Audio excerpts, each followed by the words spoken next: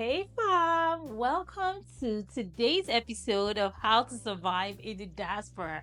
See, if I tell you that I almost didn't make this content today because I was taking out my hair and I was like, oh, guys, but you know what? I said, let me just try and see if I can take out my hair and also make the content at the same time. So it's multitasking time, guys. Today, I'm talking about mastering food essentials abroad. See, when a lot of us move abroad, we have this notion that we still have to keep eating our food, like the food that we are used to. And I don't blame you, because I'm also like that. Like sometimes jollof rice just gives me this kind of comfort, just knowing that I can fry plantain with jollof rice and eat some peppered goat meat with it. It just makes me happy. Like when I'm eating, like my heart will be doing kiko.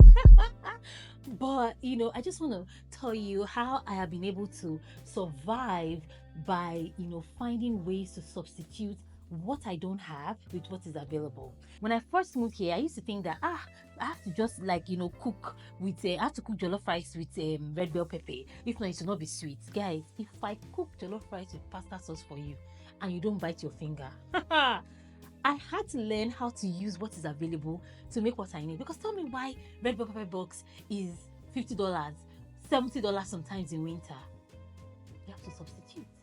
Check my page, you'll find the recipe where I use pasta sauce to make jollof rice, and the taste is not different. It's so nice. Also, substituting can also come in the forms of, there was one time when I first moved abroad, I found sweet potato in the store, and I was like, oh my god, finally I can eat sweet potato. Tell me why I bought it and I got home and inside was purple. I don't know if it has happened to you before. It was purple and I was like, oh my god, why is this sweet potato? I remember calling my husband at work and I was like, I just bought sweet potato and it's purple. Is it bad? He was like, oh, that is American sweet potato is purple inside.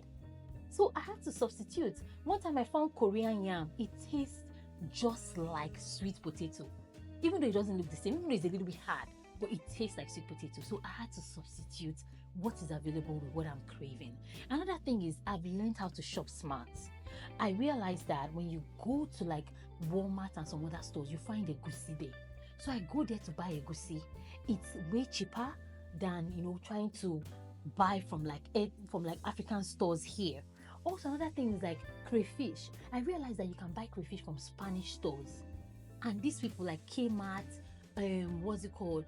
Kmart, Grandmart, they will just package it to be in one pack. Oh, they did not blend it. Oh, they'll just write dried crayfish or something, and then you can blend it, and this thing tastes just like the local crayfish that I know.